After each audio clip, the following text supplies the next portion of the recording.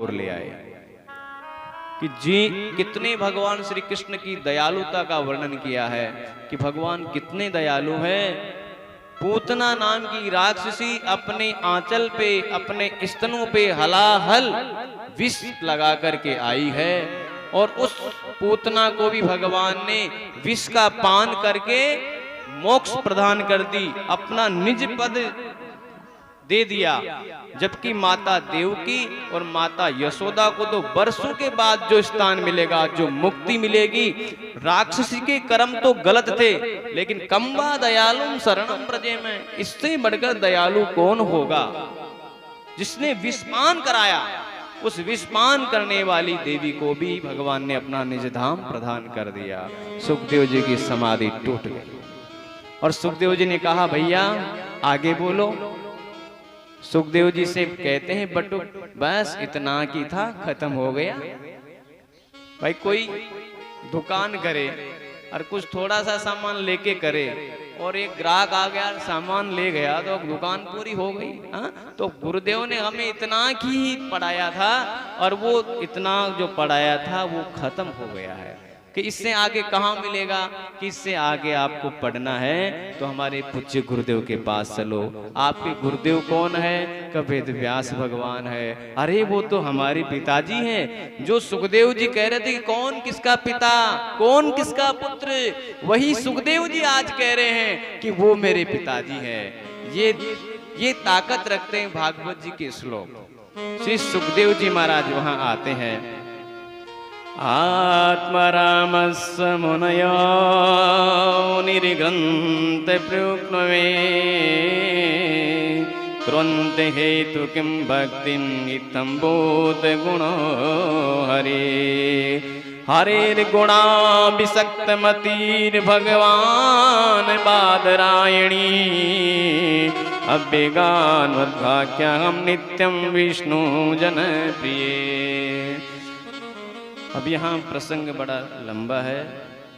परीक्षित सुखदेव जी महाराज वेद व्यास जी महाराज के पास आते हैं, लेकिन पुराणों की कथा किसे मिले जिन्होंने काम को जीता है, क्रोध को जीता है, उसको दी जाए। और पिता कहे अपने पुत्र के लिए कि मेरे पुत्र ने काम और क्रोध को जीत लिया है तो अतिशयोक्ति हो जाएगी। यद्यपि वेद व्यास जी को मालूम है कि मेरा पुत्र मेरे से भी श्रेष्ठ है, लेकिन महाराज जनक कह दें कि सुख ने काम को भी जीता है, क्रोध को भी जीता है, तो दुनिया वाले मेरे पे अंगुली ना उठाएंगे। श्री सुखदेव जी महाराज को जनक मुनि महाराज के पास वहां भेजते हैं।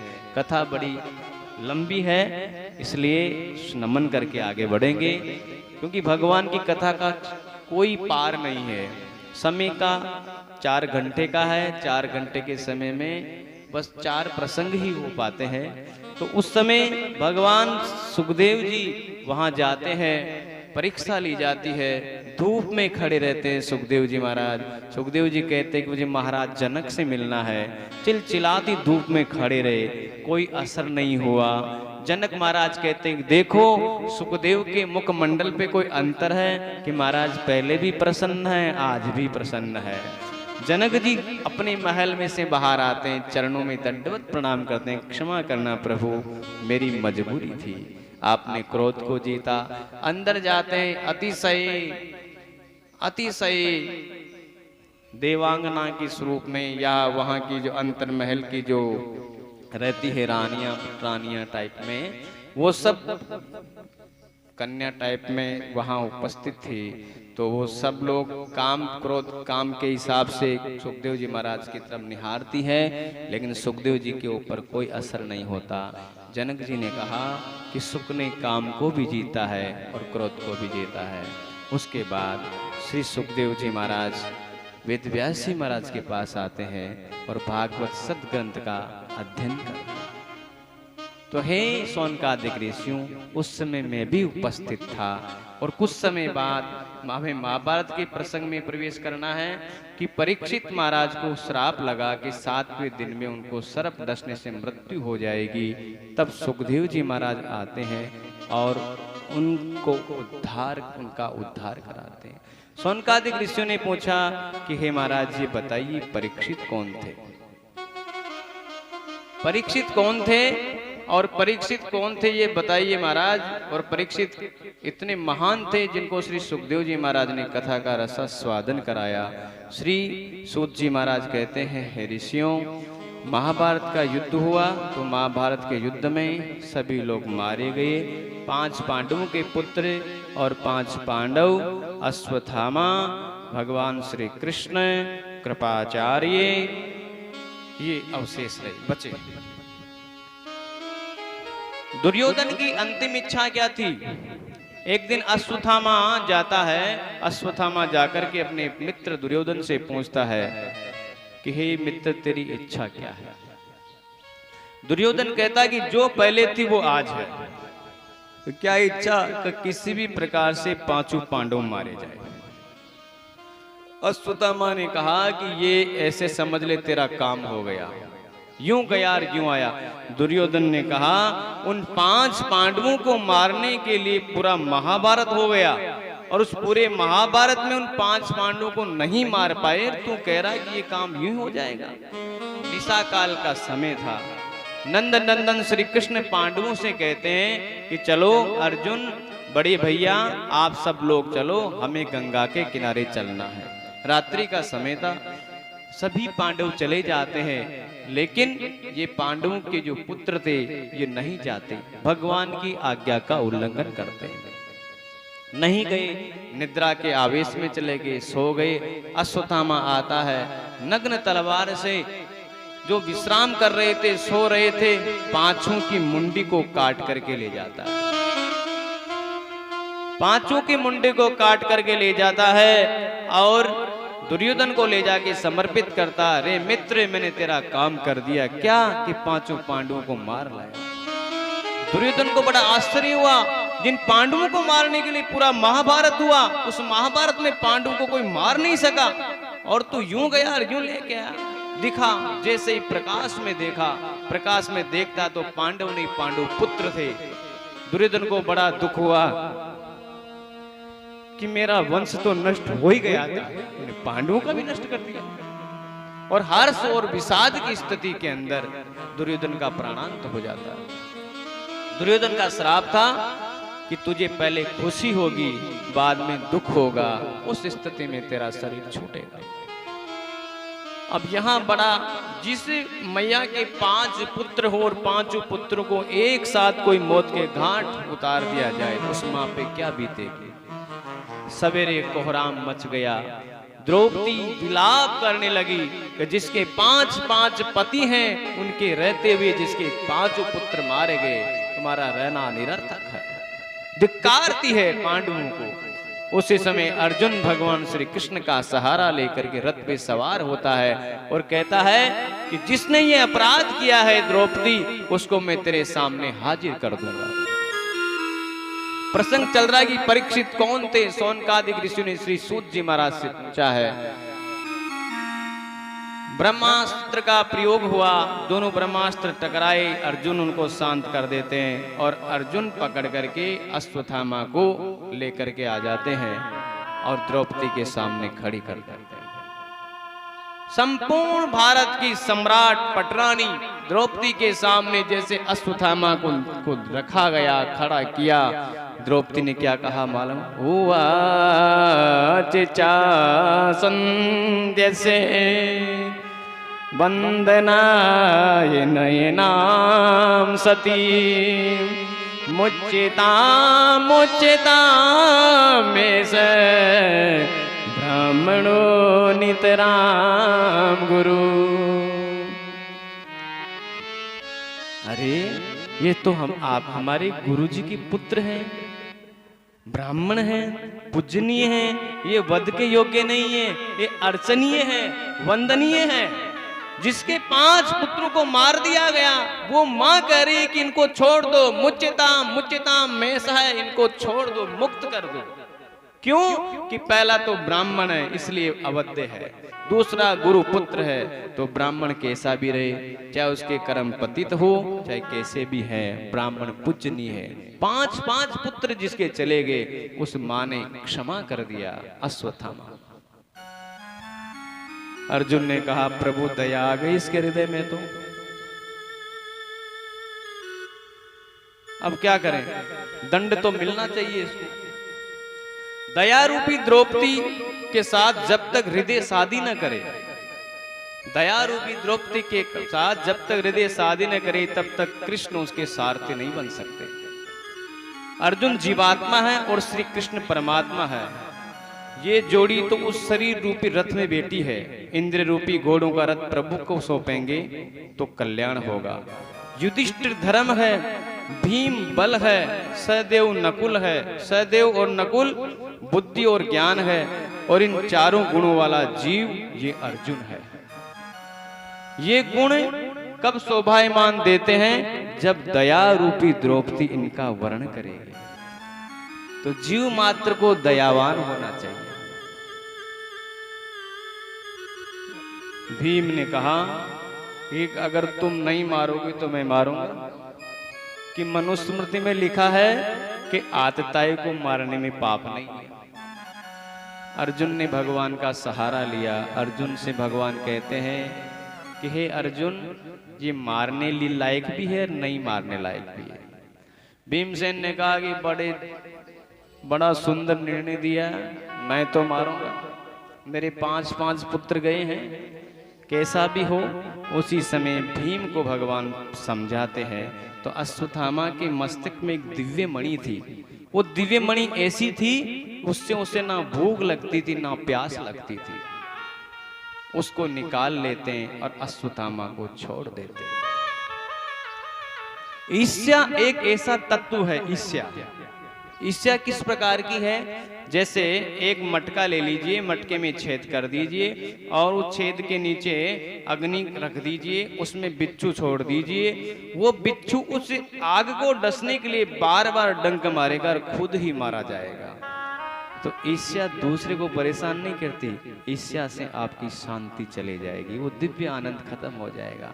ईर्ष्या हमें स्वयं को परेशान करती है। अश्वत्थामा ने ईर्ष्या की। कैसी ईर्ष्या की, जबकि अश्वत्थामा ने को तो शुक्र गुजार होना चाहिए था पांडवों का, जो उसको जीवित छोड़ दिया। लेकिन ईर्ष्या आ गई। विचार किया आश्रम में बैठ करके कि अब इनके वंश में कौन रहा। याद आया, सुना था अभिमन्यु का वध हुआ, तब उसकी धर्म पत्नी उत्तरा सगर्भा थी, क्यों ना उसके गर्भ को नष्ट किया जाए। ये होती ईर्ष्या। एक भक्त था, भोले बाबा की भक्ति करी, भोले बाबा से कहा कि प्रभु मैं जो मांगू वो मुझे दे। लेकिन भोले बाबा ने कहा कि तू जो मांगेगा उससे डबल पड़ोसी को मिलेगा। पड़ोसी को मिलेगा? हाँ। उसने एक मकान मांगा तो पड़ोसी के 2 हो गए। वो जो भी मांगे उसको 2 मिले। भगत भी कलयुगी था। उसने कहा भोले बाबा मेरे घर के आगे कुआं खुद जाए, पड़ोसी के आगे 2 खुदे, कि भोले बाबा मेरी एक आंख फूट जाए तो पड़ोसों की 2 फूट गई। अब बताओ घर से निकलेंगे तो क्या होगा? हा? तो वो कलयुगी भक्त था। ईर्ष्या आ गई। यहां अश्वत्थामा के हृदय में ईर्ष्या आ गई तो उसने ब्रह्मास्त्र का प्रयोग किया। ब्रह्मशीर नाम का शस्त्र था, उसका प्रयोग किया और उत्तरा के गर्भ पे छोड़ दिया। जिसे कहते हैं ना मूठ अभिचारण वगैरह करना, ये स्थिति उत्पन्न करना। उत्तरा पुकारने लगी भगवान को, दुखी हो गई, अंदर से गर्भ जलने लगा। पाई पाई महायोगिन देव देव जगतपते नान्यम तद्वयं पश्ये यत्र मृत्यु परस्परम अभिद्रवति मामीश सरस्ताप्यसो विभो कामं दहतु मानाथ मामे गर्भो निपातिता। उत्तरा को माता कुंती ने एक ही समझाया था कि जीवन में जब भी संकट आए तो नट और नागर की शरण लेना, भगवान से पुकारना। क्योंकि द्रौपदी ने भी यही सिखाया था। क्योंकि द्रौपदी के साथ जब घटना घटित हुई भरी सभा में, तब किसने पुकारा? द्रौपदी ने भगवान श्री कृष्ण को पुकारा। सभी लोगों को पुकारने के बाद और भगवान ने ही लाज रखी। जीव मात्र की लाज रखने वाले गोविंद है, जीव का मात्र की रक्षा करने वाले गोविंद है। इसके अलावा कोई भी संसार में किसी की रक्षा नहीं कर सकता।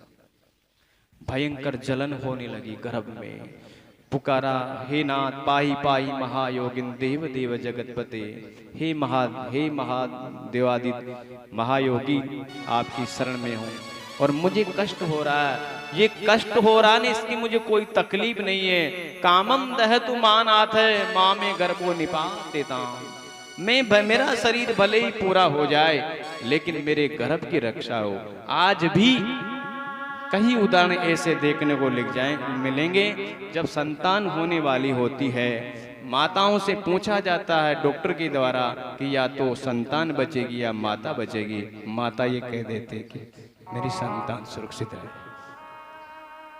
आज भी माँ का दिल इतना बड़ा होता है, अपने प्राण दाव पे लगा देती है कि हे नाथ, ऐसे ही माँ यहाँ उत्तरा ने कहा कि मेरा शरीर भले ही पूरा हो जाए, कामम दह तुम्हानाथ है, लेकिन मेरे गर्भ की आप रक्षा कीजिए। हे नाथ, हे गोविंद, मैं आपकी शरण में आई हूँ, आप मेरी रक्षा कीजिए। त्राहि माम, मेरे गर्भ को बचाइए, मेरे पुत्र की रक्षा कीजिए। प्रत्येक जीव की गर्भ में गोविंद ही रक्षा करते हैं। माँ क्या खाती है, क्या पीती है, बच्चा तिलमिलाता है, गर्भ में कैसे उसके पास ठाकुर जी कृपा से श्वास चलता है, गोविंद ही रक्षा करते हैं।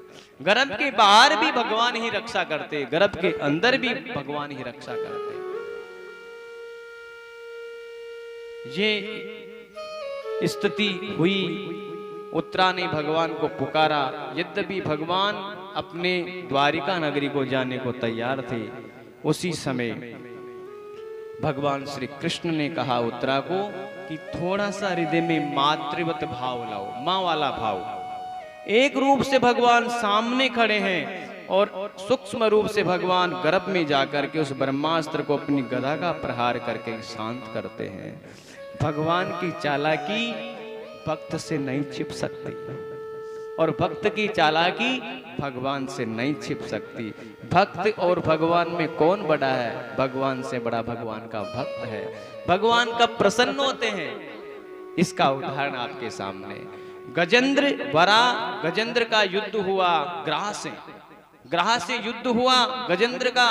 भगवान द्वारकाधीश द्वारिका में थे, हाथ पकड़ लक्ष्मी ने पूछा कहां जात गजराज।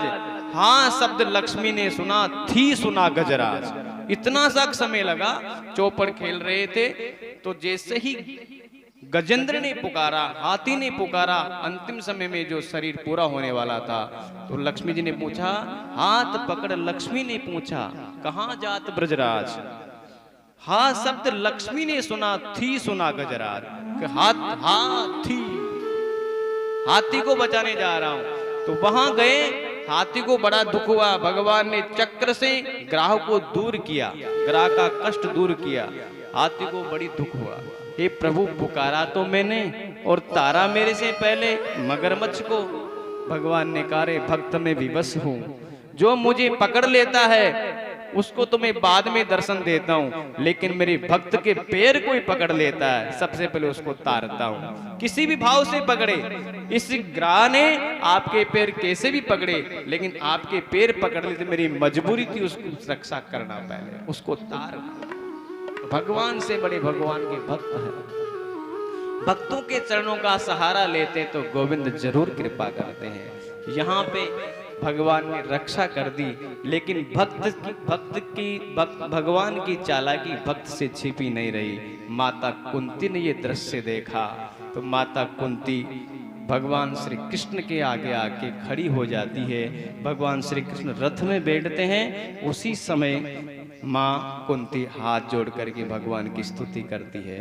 नमः पंकज नाभाए, नमः पंकज मालिनी, नमः पंकज नेत्राय, नमस्ते पंकजाग्रे।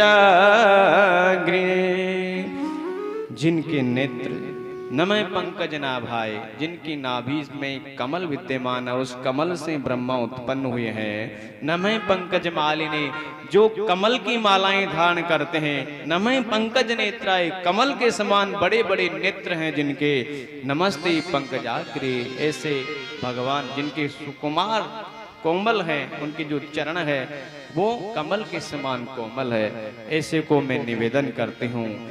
यथा ऋषिकेश खलेन देवकी कंसेन रुद्रार्जितं सुचार्पिता विमोचितां च सहात्मविभो त्वयैव नाथे मुहुर्पत्ना। माता कुंती ने कहा कि जिन माता देवकी के जो पुत्र हुए उनकी रक्षा गोविंद ने नहीं की, अपने सगे भाइयों की रक्षा नहीं की, और मेरे 5 पुत्रों की हर्ष में रक्षा की, ऐसे गोविंद में आपको नमन करती हूँ। आप कहीं जाइएगा नहीं, मुझे तारिएगा। भगवान श्री कृष्ण कहते हैं बुआ आप मुझे प्रणाम कर रही हो, जबकि सांसारिक दृष्टि से तो प्रणाम मुझे करना चाहिए, आप मेरी बुआ हो। फिर भी आप मुझे अगर भगवान मानती है तो मांगो, क्या मांगना है, जो मांगोगी बुआ मैं तुझे प्रदान करूंगा। माता कुंती मुस्कुराई कि बाबा मुझे मालूम है बुआ फूफा सब संसार के आपने जो ये सांसारिक धर्म अपनाया, संसार के सामने लीला करी है, ये आपकी लीला मात्र है। सबके बाबा पर बाबा तो आप ही है, लेकिन फिर भी आप देने के लिए आप कह रहे तो मुझे दीजिए। और माता कुंती ने जो मांगा वो शायद ही संसार में कोई मांगा हो। विपदः शंतुनः सस्वत तत्र तत्र जगद्गुरो भवतो दर्शनम यत्स्यात् पुनर्भव दर्शनम। हे नाथ मुझे इतना दुख दो कि दुख खत्म ही न हो। युधिष्ठिर ने पूछा मैया क्या बाकी रह गया, अब भी दुख मांग रही है? तो मैया ने कहा कि चिंता मत करो, आगे तो सुनो। भवतो दर्शनम यत्स्यात् पुनर्भव दर्शनम। दुख होगा तो आपको पुकारूंगी, और आपको पुकारूंगी तो आप जरूर आएंगे, और आपके दर्शन से सारे दुख दूर हो जाएंगे। इसलिए हे नाथ आप मुझे अगर देना चाहते तो दुख दो। वह सुख पर पत्थर पड़ो यदि राम हृदय से जाए, बलियारी व दुख की जो पल पल राम जपा। हनुमान जी महाराज से पूछा किसी ने कि सबसे बड़ा दुख क्या है? कह हनुमंत विपति प्रभु सोई, कहे हनुमंत विपति प्रभु सोई। हनुमंत विपति प्रभु सोई, कहे हनुमंत विपति प्रभु सोई। जब तक सुमिरन भजन न होए, जब तक सुमिरन भजन न होए। श्री राम जय राम जय जय राम। श्री राम जय राम जय जय राम। श्री राम जय राम जय जय राम। श्री राम जय राम जय जय राम। हनुमान जी महाराज से पूछा कि सबसे बड़ा दुख क्या है? तो हनुमान जी महाराज कहते हैं जब तक सुमिरन भजन न होए। सबसे बड़ा दुख है जब तक भगवान का भजन न हो। भगवान के भजन जब तक नहीं होगा उससे बड़ा दुख नहीं है, और भगवान का भजन हो जाएगा, होता रहेगा, उससे बड़ा सुख नहीं है। और हम क्या मानते हैं? सुख संपत्ति घर आवे, सुख संपत्ति घर आवे, कष्ट मिटे तन का, कष्ट मिटे तन का। हम ये मांगते हैं हमारे घर में सुख संपत्ति आए, शरीर में कोई कष्ट न रहे। और हनुमान जी क्या कहते हैं, कह हनुमंत विपति प्रभु सोई, कहे हनुमंत विपति प्रभु सोई, जब तक सुमिरन भजन न होई, जब तक सुमिरन भजन न होई। और भजन में क्या ताकत है, अष्ट सिद्धि नव निधि के दाता, आज से नव निधि के दाता, दुखियों के तुम भाग्य विदाता, दुखियों के तुम भाग्य विदाता। हनुमंत विपति प्रभु सोई, हनुमंत विपति प्रभु सोई। यही फर्क है महापुरुषों में सांसारिक जनों में। महापुरुष दुख में भी भगवान को मांग लेते हैं और हम संसार की चीजों के में पड़ करके भगवान से दूर हो जाते हैं। और दुख सबसे बड़ा दुख यही है, भगवान का भजन न होना। अब भगवान श्री कृष्ण पधारते हैं महल में, माता कुंती की प्रार्थना थी। अब सभी लोगों ने विचार किया, कुंती ने कहा कि मेरे कारण गोविंद आए हैं, मैंने प्रार्थना की है।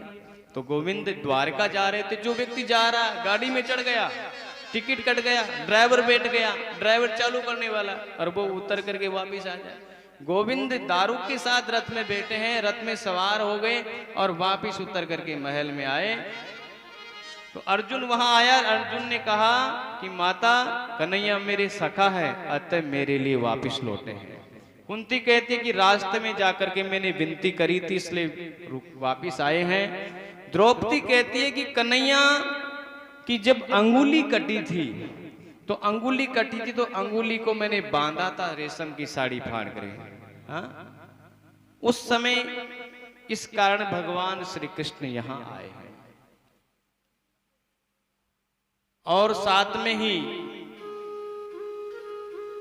सुभद्रा कहती है कि तुम्हारी तरह मुंह बोली बहन नहीं हो, सगी बहन हो, इसलिए मेरे भैया मेरे कारण आए हैं। लेकिन भगवान किसके लिए आए हैं? भगवान ने विचार किया, भगवान ने कहा भावो विद्यते देवै, भावना में भगवान निवास करते हैं। और सबसे ऊंची प्रेम सगाई। भगवान ने कहा कि चलो, मेरे आने का कारण यही है कि विषम पिता मेरी प्रतीक्षा कर रहे हैं। जब से शेर सैया पे विश्राम किया है, एक एक बाण उनके शरीर में चुभ रहा और कृष्ण कृष्ण शब्द वो उच्चारण कर रहे हैं, उत्तरायण की मुक्ति के लिए प्रार्थना कर रहे हैं। सभी पांडवों को लेकर के गोविंद विषम पितामह के प्रेम के कारण रथ से वापस आए और विषम पितामह के वहां जाते हैं पांडवों को लेकर के। विषम पितामह ने बड़ी सुंदर स्तुति की। इच्छा मृत्यु थी विषम पितामह को, वो चाहे तो मरे और वो चाहे तो ना मरे, लेकिन शरीर के कष्ट का निवारण का अर्थ नहीं था। शरीर में प्रारब्ध के जो कर्म है वो तो भोग नहीं पड़ेंगे। विषम पिता ने भगवान श्री कृष्ण की स्तुति की। सदैव देव भगवान प्रतीक्षा, क्या कह रहे हैं विषम पिता में?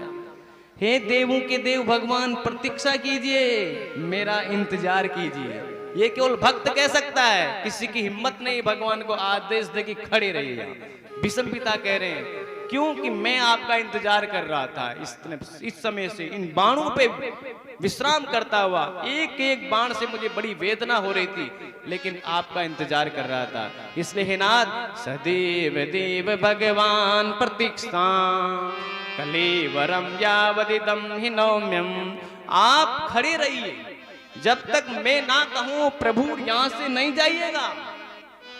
तीन त्रिलोकी के नाथ को विषम पिता मैं कह रहे हैं। भगवान ने कहा कि हाँ हे पिता, मैं आपकी आज्ञा सिरोधारी है, लेकिन मेरी एक इच्छा है। नाथ आदेश कीजिए कि मेरी एक यही इच्छा है कि आपके पौत्रों ने राजगद्दी प्राप्त कर ली है। हे महाराज, युधिष्ठिर जी को धर्म उपदेश कीजिए, राज धर्म का उपदेश कीजिए और धर्मोपदेश कीजिए महाराज। राज धर्म, स्त्री धर्म, भगवत धर्म, मोक्ष धर्म, इन सब का उपदेश कीजिए। ये राजा बन गए, और राजा बन गए तो बड़े बुजुर्गों की सीख जरूरी है। एक गांव में आग लग गई, आग लग जाती है, कहीं पे भी लग जाए, और आग का भी बड़ा विचित्र है साहब। अगर प्रयोग लेना चाहे तो आग से चूल्हा भी चलता है, और प्रयोग न लेना चाहे आग से घर भी जलता है। भोजन बनाएंगे तो चूल्हा चल रहा है, और उसी आग को बाहर जल जाओगे तो घर जल जाएगा। हमारे वो उपयोग में लेने पे है। तो एक गांव में आग लग गई, आग लग गई तो चारों तरफ से एक तो था लंगड़ा और एक था अंधा। लंगड़ा भाग नहीं सकता, अंधा देख नहीं सकता। तो लंगड़े ने अंधे से कहा, अरे दोस्त, मेरा दोस्त बन जा। कि कैसे? कि तू मुझे बिठा ले कंधे पे, तू देख नहीं सकता और मैं चल नहीं सकता। तो अंधे ने लंगड़े से कहा कि अंधे के तो पैर तो पूरे थे, भाई तू मेरे ऊपर बैठ जा कंधे पे, और मैं बता दूंगा तुझे रास्ता। अंधा कहेगा, अंधा चलेगा, और नेत्र वाला लंगड़ा बता देगा रास्ता। तो दोनों ने अपनी रक्षा कर ली। इसका अर्थ है, अंधा कौन है? वृद्ध व्यक्ति। वृद्ध व्यक्ति के पास जीवन का अनुभव होता है, पुस्तकों में नहीं मिलेगा। और जवान व्यक्ति युवा अवस्था में लंगड़ा होता, अंधा होता, दिखाई नहीं देता। वृद्ध व्यक्ति के पैर काम नहीं करते, बूढ़ा हो जाता है। लेकिन जवान के पास पैर तो हैं, लेकिन अच्छा देखने की नजर नहीं है। वो अच्छा क्या है, बुरा क्या है, इसका निर्णय नहीं ले पाता। तो जवान व्यक्ति को बुढ़े का सहारा लेना चाहिए, उसके अनुभव का सहारा लेना चाहिए। वो जो कहें उसका पालन करना चाहिए। एक व्यक्ति था शादी में जाने, किसी की शादी थी, और शादी वालों ने ये शर्त रख दी कि आएगा इस बारात के अंदर कोई बुढ़े को न ले आओगे, किसी बुढ़ी व्यक्ति को बारात में मत लाना।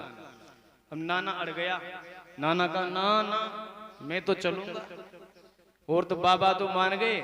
नाना ने कहा ना ना, नहीं मानने वाला नाना, कि मैं तो चलूंगा। जवान लड़कों ने कहा, भाई ये नहीं मान रहा तो ले चलो, बुड्ढे को डिक्की में डाल दो, पड़ा रहेगा, और ज्यादा करो तो पट्टी बांध दो मुंह के, पड़ा रहेगा। चलो, किसी ने कहा चलो डाल लेते हैं। बेचारे बुड्ढे को डिक्की में डाल दिया, डिक्की में चले गया, पड़ा पड़ा। अब वहां गई बारात में, बारात बन गई। शादी के समय बेला आई तो दुल्हन पक्ष वालों ने कहा कि जाके ढूंढ के आओ, कोई बुड्ढा तो नहीं है। चारों तरफ ढूंढे, डिक्की में पड़े हुए कौन देखे? डिक्की में तो सामान होते हैं साहब। देख के आए कि कोई नहीं है महाराज। हाँ, अब बढ़िया हुआ।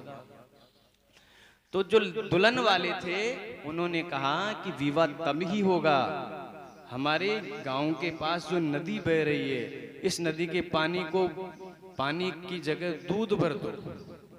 अब बहती नदी में दूध कहां से भरा जाएगा?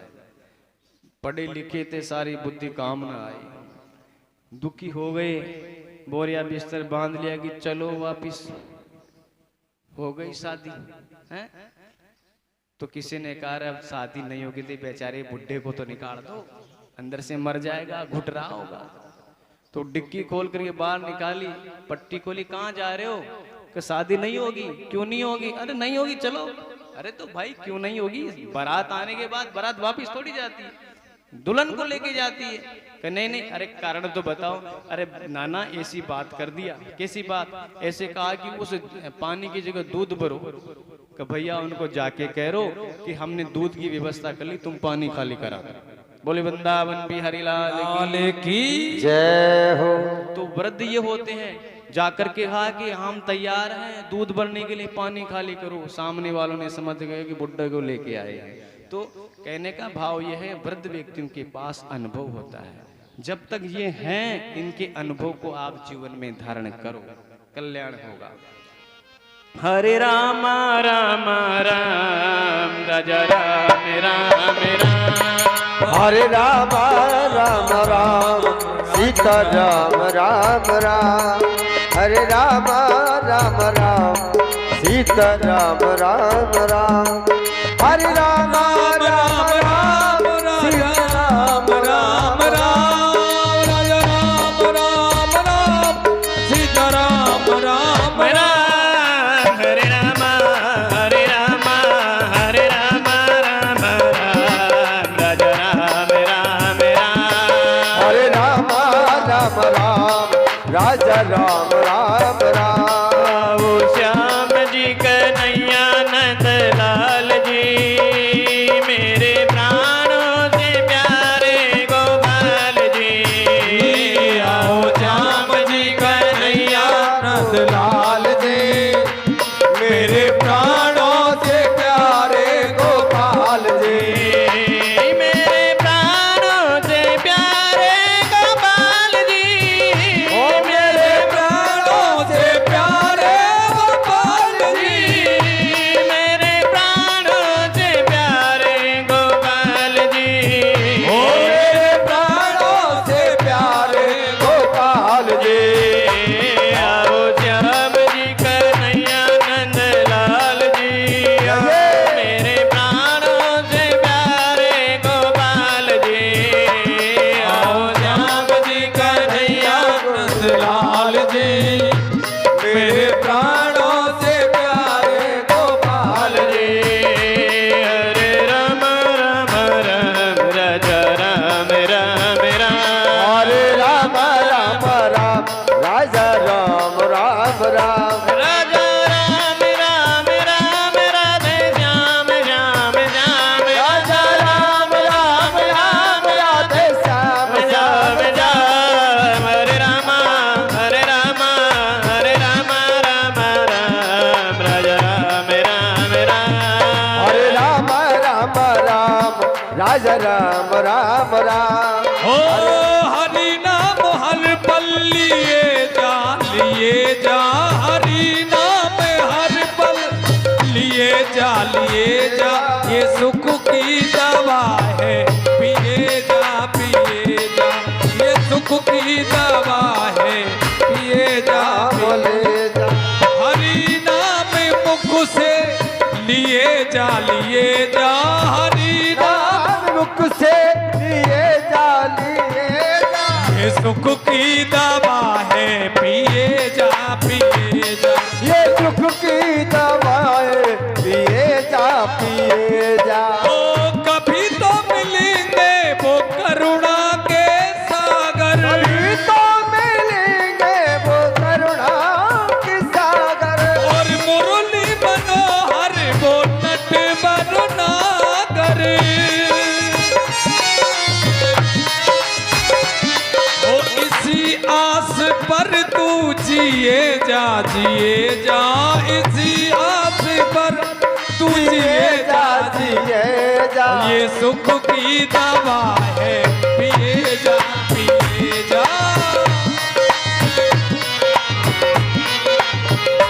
ओ हरि नाम मुख से लिए जा, हरि नाम मुख से पिए जा, पिए जा। ओ ये सुख की दवा है, पिए जा। ये सुख की दवाएं पिए जा। ओ हरि नाम से ही सहारा मिलेगा,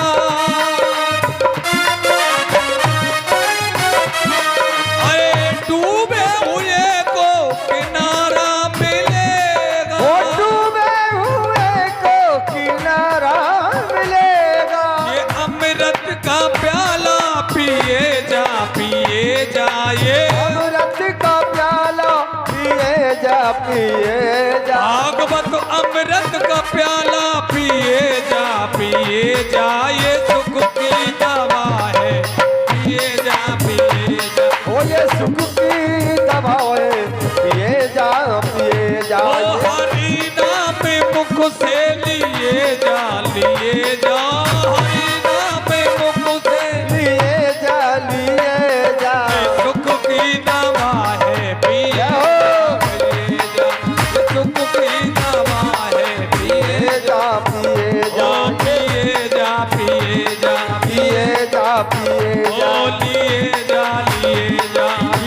जा लिए जा ओ पिए जा पिए जा लिए जा ओ ये दुख की दवा है पिए जा पिए जा। बोली श्री वृंदावन बिहारी लाल की जय। जय हो। भगवान श्री कृष्ण ने कहा कि आपके पौत्र राजा बन गए, इनको धर्मोपदेश दे। उस धर्मोपदेश देते समय महारानी द्रौपदी को हंसी आ गई। भीष्म पितामह के सामने हंसना बहुत बड़ी बात थी। भीष्म पितामह ने कहा ना कि पुत्री बताओ आपके हंसने का क्या कारण है। द्रौपदी डर गई, सब पका गई कि नहीं नहीं नाथ में इतने हंस गई। नहीं नहीं अकारण लाजवंती नारियां अकारण नहीं हंसती, बताइए। द्रौपदी ने कहा कि आज तो धर्म की बड़ी बड़ी बातें कर रहे हो, लेकिन हे पितामह, जब मेरा वस्त्र हरण हो रहा था, भरी राजसभा में मेरे निर्वस्त्र किया जा रहा था, तब आपका ये धर्मोपदेश कहाँ चला गया। भीष्म पितामह हिचकियां भर के रोने लगे। कहा पुत्री मेरी गलती नहीं है, उस अन्न का प्रभाव था। दुर्योधन के अन्न से मेरी बुद्धि दूषित हो गई थी। जैसा खाओगे अन्न वैसा होगा मन, जैसा करोगे संग वैसी चढ़ेगा रंग, जैसे पहनोगे वस्त्र वैसे उठाओगे शस्त्र, जैसा पियोगे पानी वैसी होगी वाणी। तो अन्न का भी बड़ा रोम होता साहब। अन्न जिस जैसे दूषित अन्न का पान कर लेंगे तो बुद्धि में जरूर विकार आएगा। इसलिए भगवान को अर्पण करके ही हम पाएंगे। गीता में कहा है कि जो भगवान को बिना अर्पण करके भोग जो प्रसाद पाता है बिना भोग लगाए, वो पाप को खाता है। भुजन्ते त्वंता पचन्ते आत्म कारणात्। और जो भगवान को अर्पण करके जो पाता है उससे बुद्धि संवरती है, और बिना अर्पण के जो पाता है उससे बुद्धि बिखरती है। धर्मोपदेश दिया भीष्म पितामह ने, और भीष्म पितामह ने कहा पांडवों से अब मेरी बात सीधी गोविंद से होगी, कोई बीच में नहीं बोलेगा। और भीष्म पितामह ने कहा गोविंद से है कि हे नाथ, मेरे एक पुत्री है, उस पुत्री का विवाह आपके साथ करना चाहता हूं, जो आजीवन ब्रह्मचारी रहे और उनकी पुत्री है साहब, और उस पुत्री का विवाह नारायण आपके साथ करना चाहता हूं। इति मति रूप कल्पिता वितृष्णा भगवती सातव पुंगवे विवम्नि स्वसुखम उपगते क्वचिद्विहर्तो प्रकृति मुपेयुषे यत् प्रभाव। कि हे भगवान, मेरी पुत्री है, उस पुत्री का नाम है मति। ये जो मेरी मति है ये आपके साथ वर्ण करना चाहती है। ये मति कैसी है महाराज? ये विशेष तृष्णा वाली हो गई है, अभी तक कंवारी है, वितृष्णा, तृष्णा से रहित है। और वितृष्णा का दूसरा अर्थ है विशेष तृष्णा वाली हो गई है।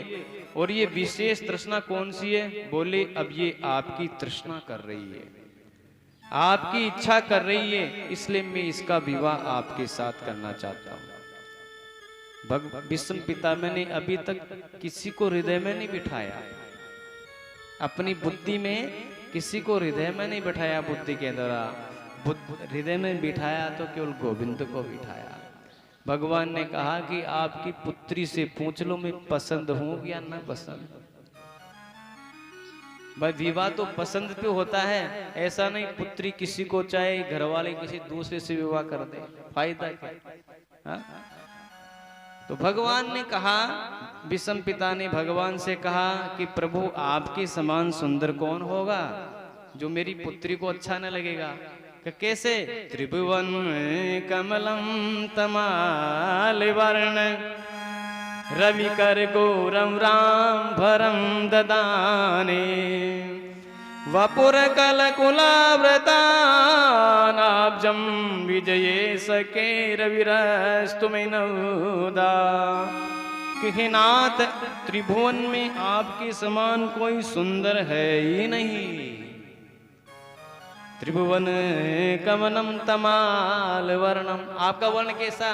तमाल कहते हैं पान को, पान के समान आपका रंग है भगवान कृष्ण का। और पान के समान किसी का रंग नहीं देखा हुआ, केवल गोविंद का। तो ये आपको ही चाहती है नाथ, और ये कब से चाहने लगी कि हे नाथ भक्त का मान कटे से नहीं कटने देते आप। भगवान अपने मान को फिर भी मिटा ले, लेकिन भक्त के मान को कभी नहीं मिटने देते। कि हे नाथ जब मैंने बाणों की वर्षा कर दी अर्जुन के ऊपर, और राजाओं से मैंने क्या कहा, वासुदेव चक्र न धरिए तुमको मुंह न दिखाऊंगा, लाजत है मेरी गंगा जननी शांतनु सुत न कहा। जय जय। युधिष्ठिर आकर के बार बार मुझे परेशान करने लगा, मेरे पे ताने मारने लगा। तो मैंने कहा हे राजाओं, ये 10 दिशाओं सुन लो, अगर आज मैं श्री कृष्ण को शस्त्र उठाने पे मजबूर न कर दूं तो गंगा का पुत्र शांतनु नंदन नहीं कहाऊंगा, क्योंकि भगवान कृष्ण ने प्रतिज्ञा की थी कि मैं युद्ध में शस्त्र नहीं उठाऊंगा।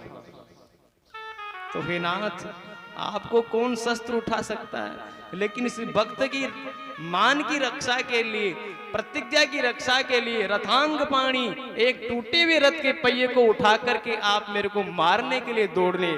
पृथ्वी घबराई, पृथ्वी से भगवान ने कहा चिंता मत कर, मैं भक्त की रक्षा के लिए, भक्त की प्रतिज्ञा की लाज बचाने के लिए मैं शस्त्र उठा रहा हूं। हे नाथ आप तो इसे भक्त वत्सल है, अपना मान भले ही जाए भक्त का मान न टलते देखा।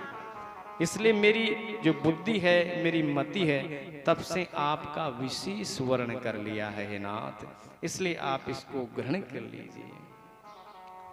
देखते देखते विषम पिता मैंने एक टकटकी लगाई और भगवान श्री कृष्ण के सामने उनकी जो दिव्यात्मा है वो निकली, 7 परिक्रमा करी और विषम पिता में की जो दिव्य ज्योति है वो भगवान श्री कृष्ण में समाहित हो गई। पांडवों ने नित्याकर्म उनका उत्तर क्रिया का काम किया और भगवान श्री कृष्ण वहां से द्वारिका चले जाते हैं। और इधर जिस शिशु की गर्भ में रक्षा करी थी आज उसका जन्म हुआ। बोले परीक्षित महाराज की जय। और जन्म हुआ और जन्म होते ही पालथी लगा के बैठ गया।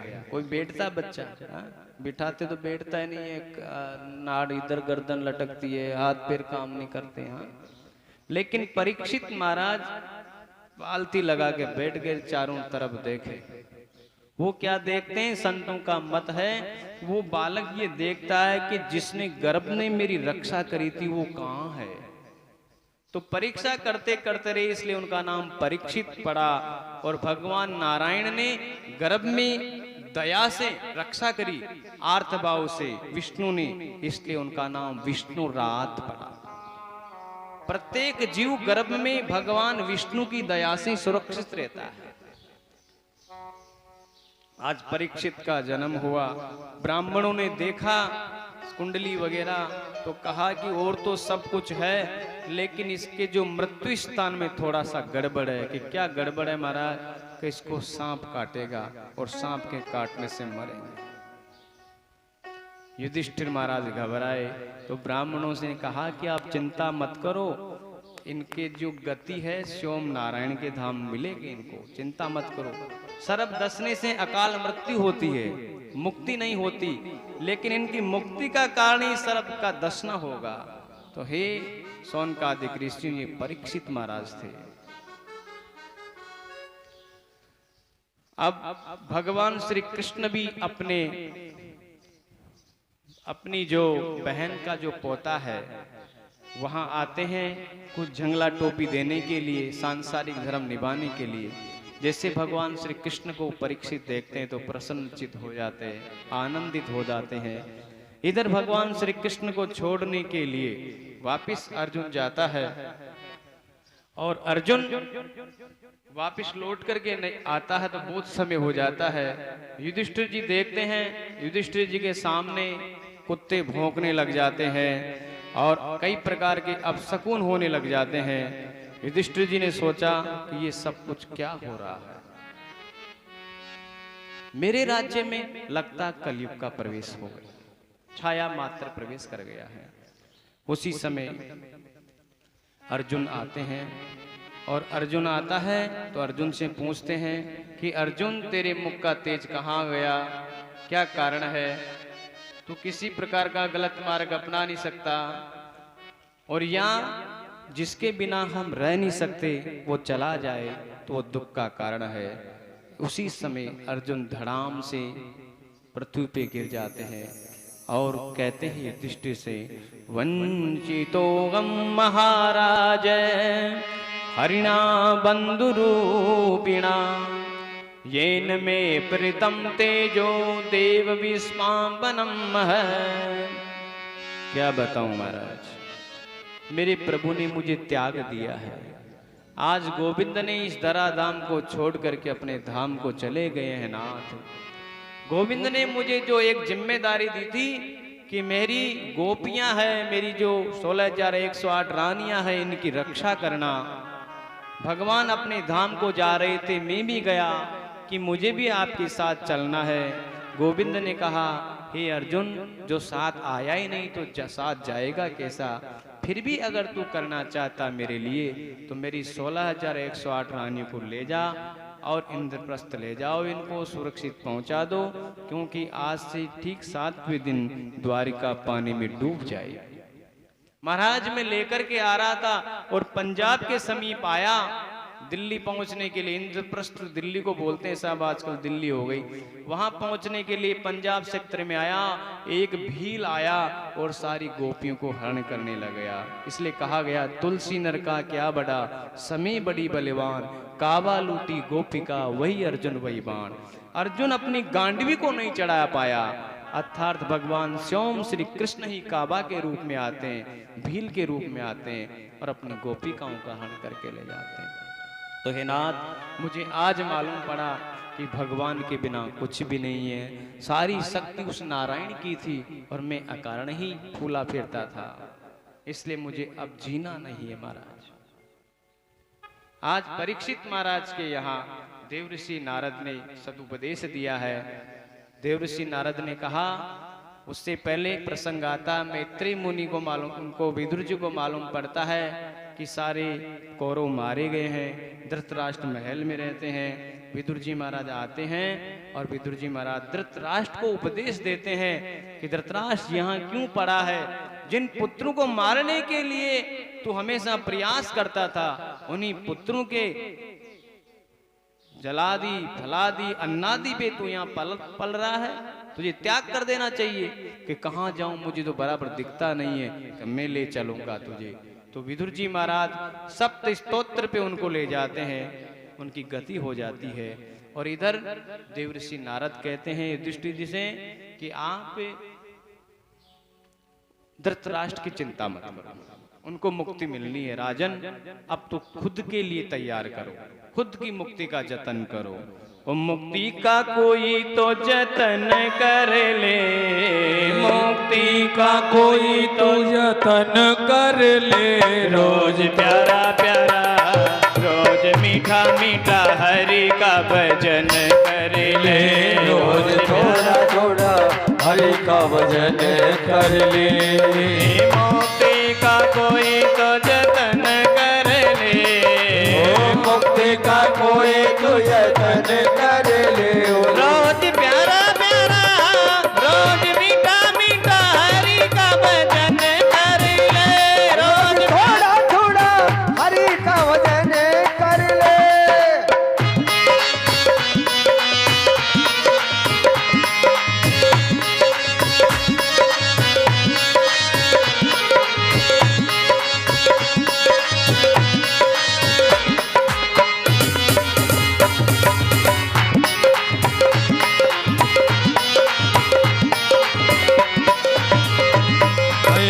भक्ति करेगा तो बड़ा सुख पाएगा। भक्ति करेगा तो बड़ा ही सुख पाएगा। भक्ति करेगा तो बड़ा को पाएगा। भक्ति करेगा तो बड़ा ही सुख पाएगा। भक्ति से आत्मा का मैल छूट जाएगा। भक्ति से आत्मा का मैल धुल जाएगा। भक्ति से आत्मा का मैल छूट जाएगा। आत्मा को अपनी चमन कर ले। आत्मा को अपनी चमन कर ले। और रोज थोड़ा थोड़ा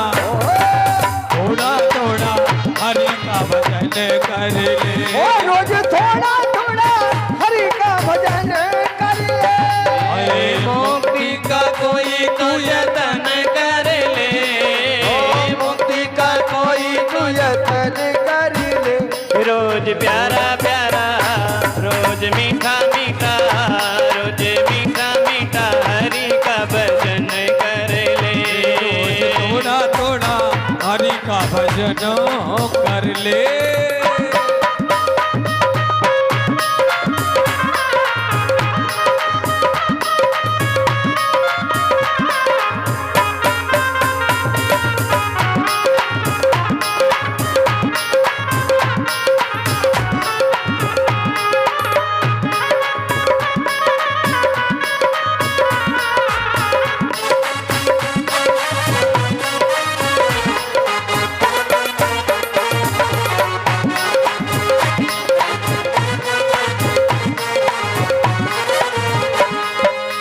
संगत कर अच्छे लोगों की। संगत कर अच्छे लोगों की।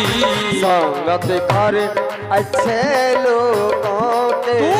संगत कर अच्छे लोगों की। दवा मिल जाएगी सभी रोगों की। दवा मिल जाएगी सभी रोगों की। जिंदगी को अपनी चमन कर ले। जिंदगी को अपनी चमन कर ले। रोज थोड़ा थोड़ा, रोज थोड़ा थोड़ा, रोज थोड़ा थोड़ा हरि का भजन कर ले। रोज थोड़ा थोड़ा प्रभु का भजन कर ले। मुक्ति का कोई तू यतन कर ले। मुक्ति का कोई तू यतन कर ले। रोज थोड़ा थोड़ा हरि का भजन कर ले। रोज थोड़ा थोड़ा प्रभु का भजन कर ले।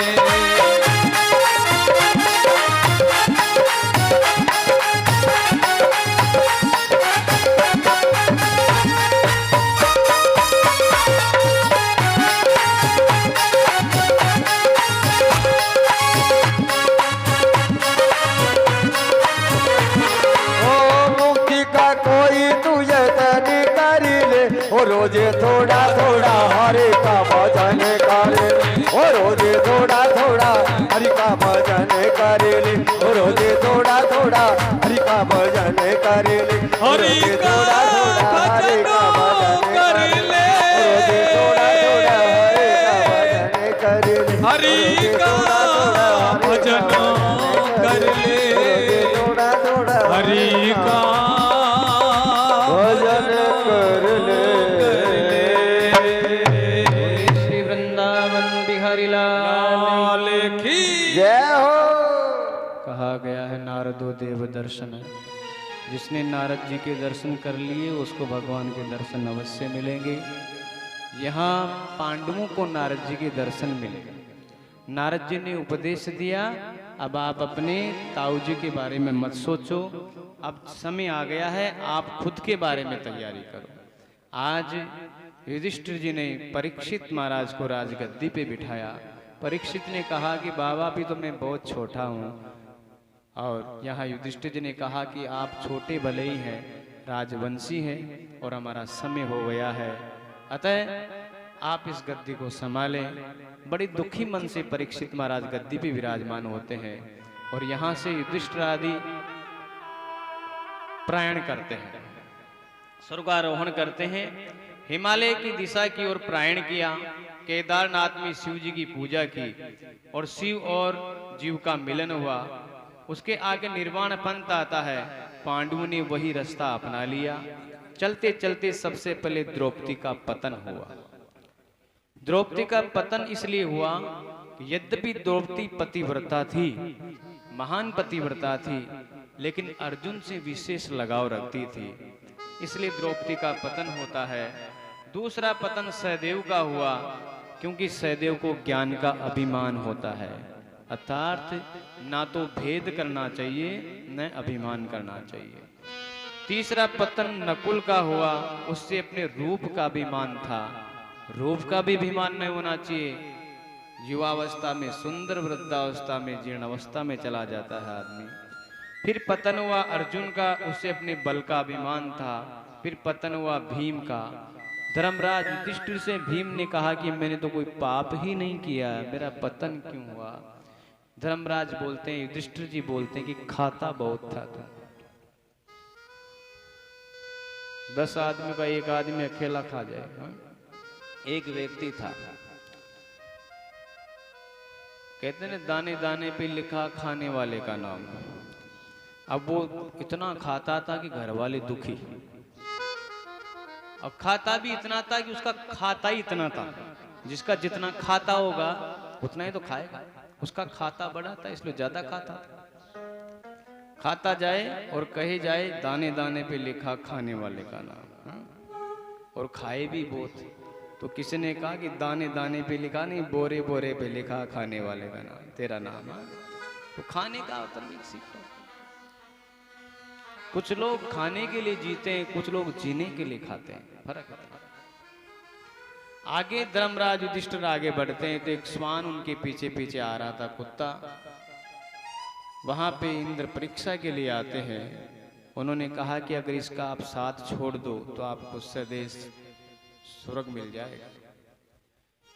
धर्मराज ने कहा कि 7 कदम साथ चलने वाला मित्र बन जाता है, ये तो मेरा बहुत समय से पीछे से चला आ रहा है, मुझे नरक भले ही मिल जाए लेकिन मैं इसका साथ नहीं छोड़ूंगा। श्री सूत जी कहते हैं, ततः परीक्षित द्विजवर्ष शिक्षया महिम महाभागवत शशांस यथा सोत्याभिजात को विदा समाधि संविप्रमह गुणस्ता। ये प्रसंग हमने पांडवों के पतन का, निर्वाण का सुना। अब परीक्षित महाराज क्या कर रहे हैं यहाँ राजगद्दी के ऊपर, उस प्रवेश करते हैं उस प्रसंग में। आज परीक्षित जी महाराज अश्व पे सवार हुए, घोड़े पे सवार हुए और सरस्वती नदी के किनारे आए। सरस्वती किसे कहते हैं? वैराग्य को। वैराग्य धारण है, मन में वैराग्य है, हृदय में ज्ञान है, ज्ञान भी है परीक्षित महाराज के पास, वैराग्य भी है, भक्तिवान भी है, राजगद्दी भी है, युवा अवस्था भी है। अब वो सरस्वती नदी के किनारे आए तो सरस्वती नदी के किनारे पे उन्होंने एक दृश्य देखा। कैसा दृश्य देखा?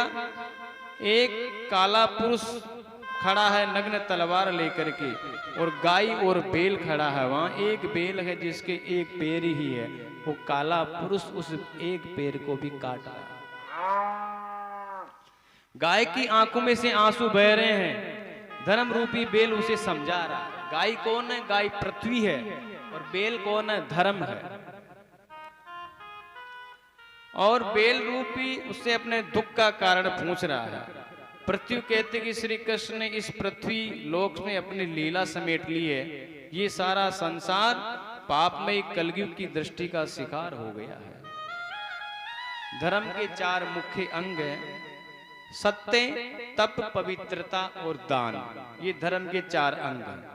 तो उस धर्म रूपी बेल के 4 पैर थे, सत्य, तप, पवित्रता और दान। अब एक ही रहा कलयुग में दान, तो उस एक को भी काट रहा है। सतयुग में पूरे ही थे, और सतयुग के बाद त्रेता आया तो सत्य चला गया, तप, पवित्रता, दान रह गया। और त्रेता के बाद द्वापर आया तो तप भी चला गया, पवित्रता और दान रह गया। द्वापर चला गया तो कली आया तो पवित्रता भी चली गई, अब केवल दान रह गया। बड़े बुजुर्ग कहते हैं कि बेटी और रोटी दोनों को बचाओ। बेटी और रोटी, खान पान गड़बड़ हो गया सबका। अभक्ष्य वस्तुओं को हम सेवन करने लग गए, हमारी सनातन संस्कृति को छोड़कर अभक्ष्य हो गए। और बेटियों को भी गंधर्व विवाह स्थिति हो गई, वर्ण संकर स्थितियां वाली हो गई। वर्ण संकर पद्धति से विवाह होना चाहिए, हमारी सनातन संस्कृति की पद्धति से ब्राह्मण का ब्राह्मण के साथ विवाह, क्षत्रिय का क्षत्रिय के साथ, वैश्य का वैश्य के साथ, शूद्र का शूद्र के साथ, सब उल्टा हो रहा। रोटी और बेटी बच गई तो पूरा देश बच गया, और रोटी बेटी जब से बिगड़ा पतन होता जा रहा, खान पान गड़बड़ है। तो हे महाराज, उसी समय हे शौनकादिक ऋषियों, परीक्षित महाराज ये दृश्य देखते तो राजा परीक्षित ने देखा कि एक बेल को एक व्यक्ति लकड़ी से मार रहा है और बेल एक ही पैर पर खड़ा है। राजा ने बेल से पूछा कि तेरे 3 पैर किसने काटे? धर्मरूपी बेल ने कहा कि राजन, मैं अभी तक इस निर्णय तक नहीं पहुंच सका कि मेरे पैर किसने काटे। कौन मुझे दुख दे रहा है? कोई कहता कि काल दुख दे रहा है, कहते नहीं यार समय का खेल है साहब, समय दुख दे रहा है। तो धर्मरूपी बेल कह रहा है कि कोई तो कहता कि काल ही दुख दे रहा है, कोई कहता कि कर्म ही दुख दे रहा है कि इसने ऐसे कर्म किए, कोई कहता कि दुख का कारण स्वभाव है। तो मैं काल, कर्म और स्वभाव ही जीव को दुख देते हैं, काल, कर्म और स्वभाव। राजन, मेरे दुख का कारण आप ही सोचो। राजा समझ गए कि ये वो कठोर पुरुष जो कि गाय बैल को सता रहा है, इसका नाम ही कली है। पर कली ही धर्मनिष्ठों को सताता है। वे कली को दंड देने के लिए तैयार हुए, तो कलयुग राजा की शरण में आ गया और स्तुति करी। किसी की शरण में जाने के बाद उसकी स्तुति करे, स्तुति भी बढ़िया करे। कईयों के बड़े बूढ़े सही ना हो, गलत हो तो भी बड़ाई करे तो अच्छा लगता है। और यहाँ तो अच्छे थे, स्तुति की। कलयुग ने किसकी स्तुति की? नते गुड़ा केस यशोधराणा बंदांजलि भई मस्तिक्वचित् किंचित न वर्तितव्यं भवतां कथंचन क्षेत्री मदीयो त्वव धर्म बंधु। स्तुति करने के बाद कहा कि मैं आपका धर्म का भाई हूं, मेरी रक्षा करो। गुड़ाकेश का गुड़ाकेश इसका नाम है अर्जुन का। गुड़ा का अर्थ है रात्रि, अर्थात मोह रूपी रात्रि को जिसने जीत लिया वो अर्जुन। दादाओं को ठिकाने लगा दिया महाभारत के युद्ध में, गुरु को ठिकाने लगा दिया। मोह को जिसने जीत लिया, ऐसा जीव अर्जुन। कि ऐसे अर्जुन के आप पौत्र हैं महाराज। मैं आपकी शरण में आया हूं, बंदांजलि, दोनों हाथ जोड़ करके आपकी शरण में आया हूं नाथ, और साथ में मैं आपका धर्म भाई हूं। अब सज्जनों, जहां धर्म भाई की स्थिति आ गई, राजा ने कहा कि अभय दान दिया कि आप शांत, लेकिन आप मेरे राज्य में नहीं रह सकते। कलयुग ने कहा महाराज, चारों तरफ तुम्हारा ही राज्य, कहां रहूं, कहां जाऊं मैं? मुझे कुछ जगह दे दीजिए, वहां रह जाऊंगा महाराज। त्वां वर्तमान नरदेव देहे स्वनु प्रवर्तो धर्म पुंग लोभो नृतम चौर्यमनार्यमहं ज्येष्ठा च माया कलशदम। कलयुग के वास कहां कहां होते हैं? लोभ। जहां ज्यादा लोभ होगा इसका मतलब गड़बड़ है। असत्य, चोरी, अनार्यता। अनार्यता किसे कहते हैं? जो आर्य धर्म के विपरीत धर्म, हमारे सनातन धर्म के विपरीत काम करे। हाँ, पाप, दारिद्र्य, कपट, कलह और दंभ, इन 9 जगह कलयुग का वास है पहले से। अब राजा ने कहा कि कलयुग का इतनी जगह वास है, लेकिन योग्य व्यक्ति जो योग्य नहीं आने वाली चीज है उसमें से भी सार तत्व निकाल लेते हैं, उसको भी इस्तेमाल कर लेते हैं। तो मुझे भी इसमें जो क्या इसमें क्या गुण है कलयुग में? कलयुग में एक ही गुण है, यही कलिकाल न साधन दूजा, यही काल न साधन जागन दूजा।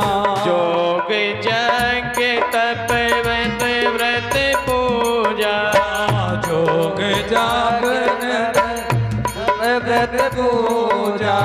राम ही सुमेरी गाई राम ही सुमेरहि गावहि राम ही। संत सुनिए राम गुण ग्राम ही। अंत सुमर राम गुण गावहि। हरेर नाम हरे नामेव केवलम कलौ नास्तेव गतिरन्य था। जय जय। कलयुग में एक गुण है, केवल भगवान का नाम लेने से संसार से पार हो जाता है। जो जप तप यज्ञ करने से फल मिलता था, कलयुग में वही फल बैठ करके भगवान का कीर्तन करने से मिल जाता। ओ कल युग केवल नाम आधारा। कल युग केवल नाम आधारा। ओ कल युग केवल नाम आधारा। कल युग केवल नाम आधारा। सुमर सुमर नरे उतरहि पारा। सुमर सुमर नर उतरहि पारा। सुमर सुमर नरे उतरहि पारा। श्री वृंदावन बिहारी लाल की जय। कलयुग ने जैसे ही महाराज परीक्षित के चरण स्पर्श किए और चरण स्पर्श करने से बुद्धि में थोड़ा अंतर आया और परीक्षित ने उसे स्थान दे दिया। दूत पानम स्त्री सोना यथा धर्म चतुर्विदय। 4 जगह और रहने को दे दी, जहां जुआ खेला जाता है, सुरालय जहां मदिरापान किया जाता है, वैश्यालय जहां गलत कार्य होता है, कत्ल खाना जहां जीव हिंसा होती है। इन 4 जगहों में कलयुग को परीक्षित महाराज ने स्थान दे दिया। कलयुग ने कहा प्रभु सारी गंदी गंदी जगह दी है, एक आध अच्छी तो दो। गंदी का ही ठेका ले रखा क्या, वो अच्छी तो दो। कलयुग ने अच्छी के लिए इसलिए कहा कि महाराज परीक्षित में सारे दुर्गुण नहीं है, न जुआ खेलते हैं, न सुरापान करते, न वेश्यालय जाते, न कत्ल खाना चलाते। जो डूबे हैं गिलासों में, ना उभरे जिंदगानी में, लाखों खानदान डूबे इस बोतल के गंदे पानी में। दारू वो चीज है साहब, बड़े बड़े लोगों के परिवारों को ठिकाने लगा दिया।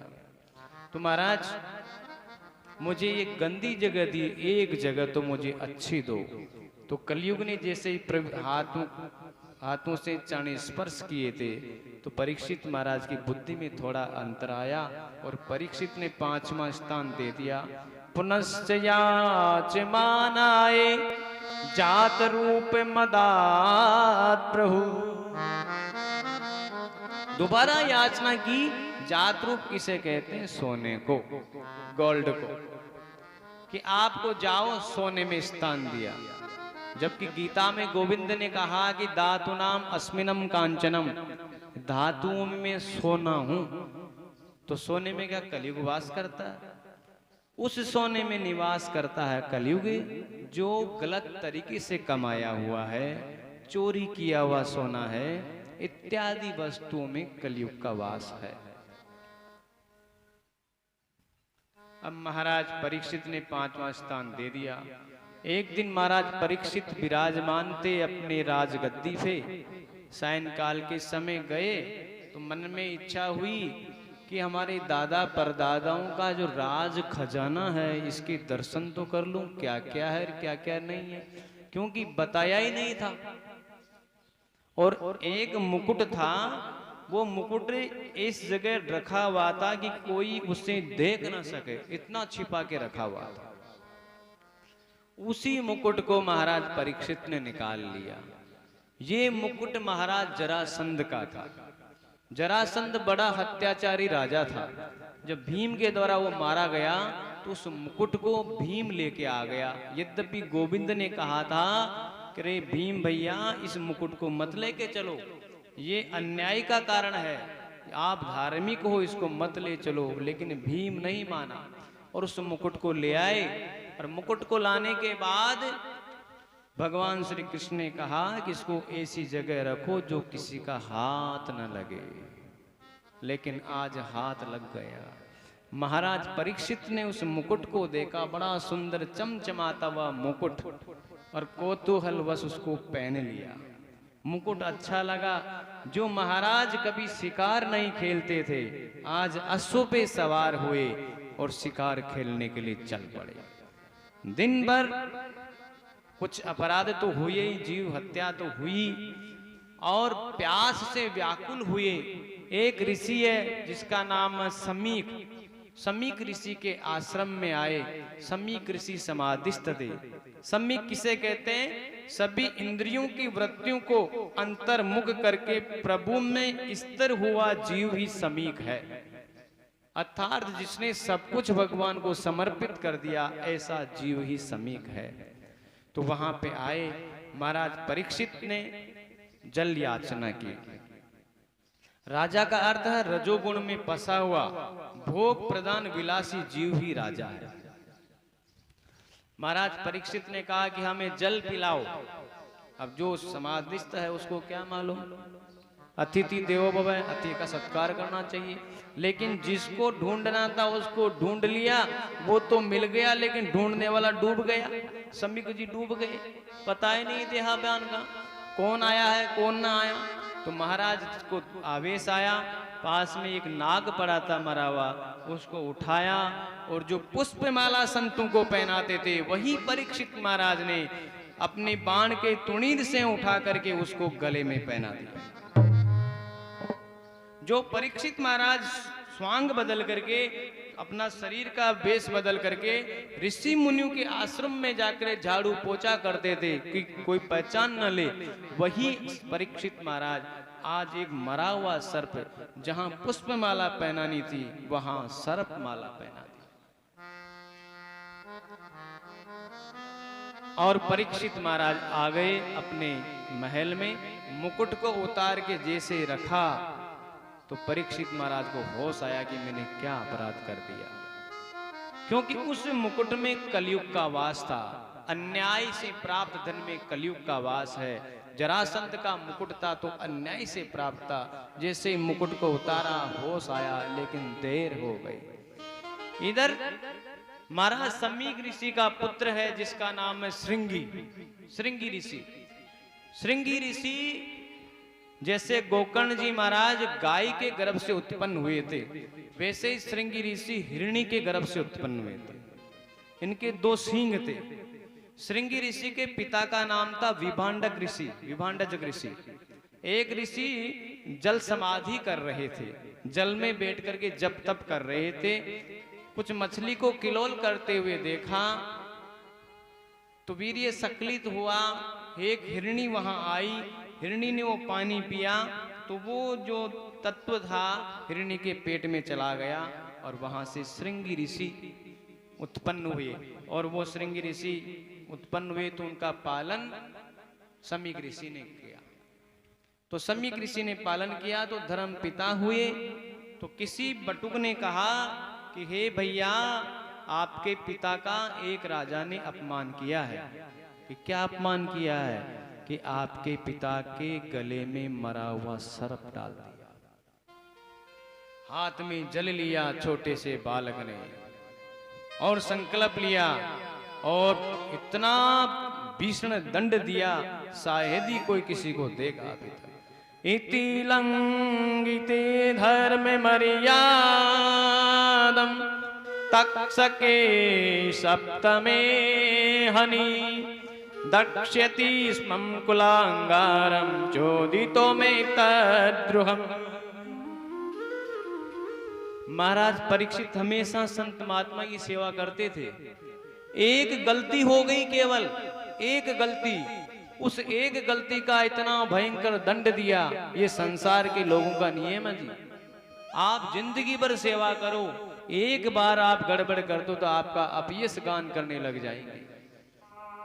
यहाँ महाराज परीक्षित ने हमेशा सेवा की और आज एक गलती हो गई, मुकुट के कारण है, कलयुग के वास के कारण है, तो हाथ में जल लेकर के श्राप दिया कि आज जिस राजा ने मर्यादा का उल्लंघन किया है, मेरे पिताश्री का अपमान किया है, उसको आज से ठीक 7वें दिन तक्षक नाम के नाग के डसने से उसके काल मृत्यु हो जाएगी। ब्रह्म तेजसा सा श्राप दे दिया, जल में छोड़ दिया। रोता हुआ आया, अपने पिता के पास रो रहा था, पिता की समाधि टूटी, पूछा क्या हुआ? कि बस पिताजी मैंने दंड दे दिया। अरे किसको दंड दे दिया? कि जिसने आपका अपमान किया था। किसने किया? कि जिसने भी किया उसको दंड दिया। देखा क्या अपमान किया? कि आपके गले में देखो, गले में देखा तो सांप लटका हुआ था, मरा हुआ। महाराज ने हटाया, एक तरफ डाला, ध्यान समाधिस्थ देखे तो परीक्षित महाराज नजर आए। अपने पुत्र को डांटा, इतनी सी गलती पे इतना भयंकर दंड दे दिया कि आज से ठीक 7वें दिन तक्षक नाम का नाग डस लेगा, राजा की अकाल मृत्यु हो जाएगी। जिस राजा के कारण इस जंगल में हम निर्भय होकर के भक्ति कर रहे हैं, भजन कर रहे हैं, भोजन कर रहे हैं, यजन कर रहे हैं, सब कुछ उस राजा को राजा ने दिया है, और एक छोटी सी गलती के कारण उसको तूने प्राण दंड दे दिया। इतना उदंडी है एक गलती के कारण। लेकिन शब्द बाण छूट गए।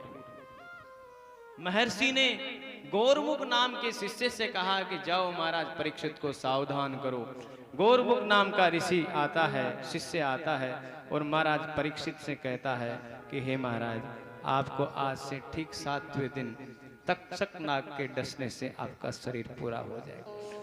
आप और हम होते सांसारिक जीव तो दुखी हो जाते। परीक्षित महाराज बहुत प्रसन्न हुए कि मेरे प्रभु ने सांप का अवतार धारण किया, सांप के रूप में आए हैं। मैंने एक ऋषि का अपमान जो किया है, इस शरीर को मैं एक क्षण नहीं रह सकता, 7 दिन की तो क्या बात है। अपनी धर्म पत्नी से कहते हैं कि हे देवी सुनो, मैं 7 दिन पहले नहीं मरूंगा, क्योंकि ऋषि का श्राप झूठा नहीं हो सकता। आप और हम नहीं कह सकते कि 7 दिन नहीं मरेंगे, गारंटी नहीं है कल की, परसों की, नरसों की। और परीक्षित महाराज कह रहे हैं कि 7 दिन में मरूंगा नहीं, 7वें दिन पहले मेरी मौत नहीं आएगी। महाराज परीक्षित ने अपने राज का परित्याग किया, अपने पुत्र जनमेजय को राजगद्दी पे बढ़ाया। जन्म जनान एजेती थी जनमेजय, और राह पकड़ी, गंगा के तट पे विराजमान हो गए आकर के। और सभी से ऐसा ही कहते हैं कि जल्दी मरने वाले को क्या करना चाहिए। कोई भी निर्णय नहीं ले पाता है। नारायण की कृपा हुई और नारायण ने सुखदेव जी को नारद जी के माध्यम से संकेत पहुंचाते हैं। इसलिए कहा है श्री तुलसीदास जी महाराज ने, गुरु बिन भवनी भीतर न कोई, गुरु बिन भवनी भीतर न कोई, जो बिरंच शंकर सम होई, जो बिरंच शंकर सम होई। गुरु बिन भवनी तरहि न कोई, गुरु बिन भवनी तरहि न कोई, जो बिरंच शंकर सम होई, ओ जो बिरंच शंकर सम होई। श्री वृंदावन प्यारी लाल की जय।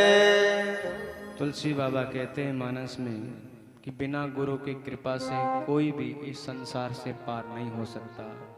जो बिरंची ब्रह्मा शंकर अर्थात भगवान शिव के समान भी क्यों न बलशाली हो, बिना गुरु कृपा से इस संसार से कोई पार नहीं निकल सकता। आज परीक्षित महाराज भी शरण लेते हैं। कोई भी ऋषि मुनि यह निर्णय नहीं ले पाता कि जल्दी मरने वाले को क्या करना चाहिए।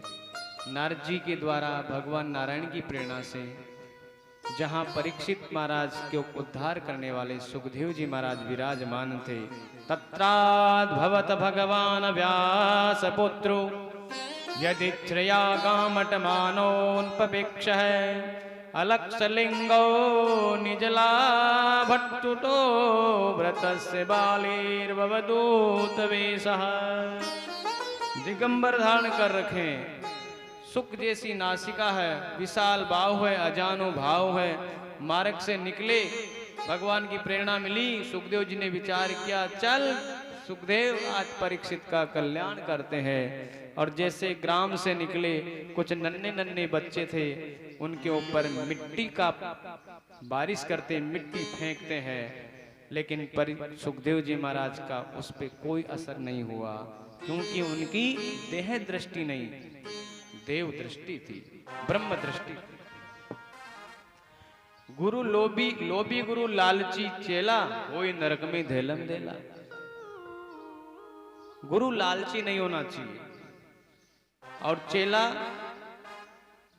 गुरु लोभी नहीं होना चाहिए, चेले को लालची नहीं होना चाहिए। अगर ऐसे हो गए तो पार नहीं कर सकते भवसागर। अर्थात परीक्षित महाराज ऐसे गुरु सद्गुरु हैं जो कथा के द्वारा श्री परीक्षित महाराज को भगवान का धाम दिलाने वाले।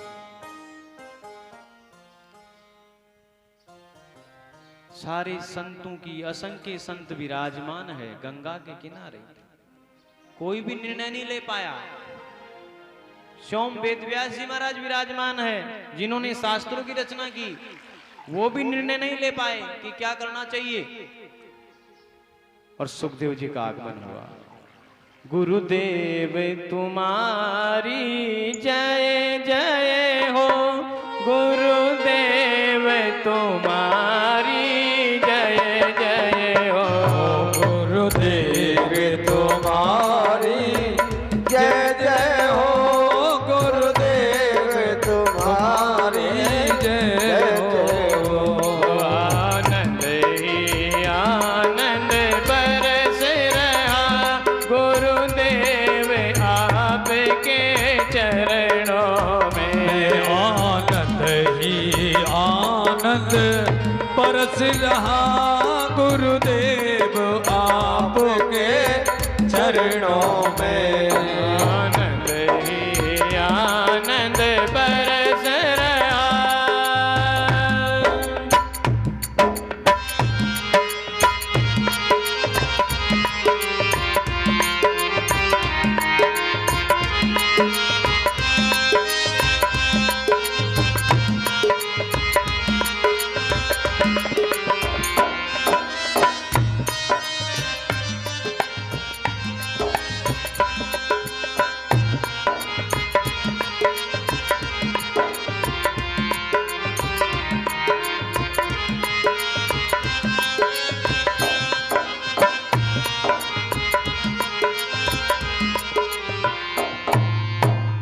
बोले श्री वृंदावन बिहारी लाल की जय। परीक्षित जी महाराज सुखदेव जी को देख के बहुत प्रसन्न होते हैं, आदर सत्कार करने लगते हैं।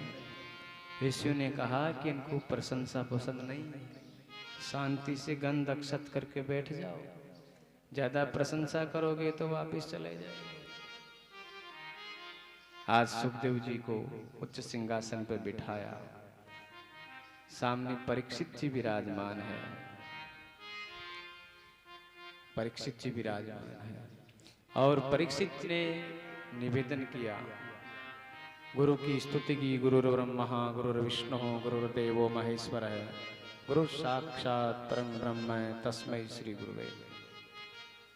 गुरुदेव शिष्य को जन्म देते हैं, नया जन्म देते हैं, अर्थ मन को और स्वभाव को सुधारते हैं। नया जन्म का अर्थ है मन और स्वभाव दोनों को सुधारते हैं। गुरुदेव विष्णु है क्योंकि शिष्य की रक्षा करते हैं। गुरुदेव शिष्य को मोक्ष भी देते हैं, इसलिए शिव जी का स्वरूप है। और जो गुरुदेव की पूजा करता है उसे ब्रह्मा, विष्णु और महेश तीनों की पूजा का फल मिल जाता है, केवल मात्र गुरुदेव की पूजा करने से।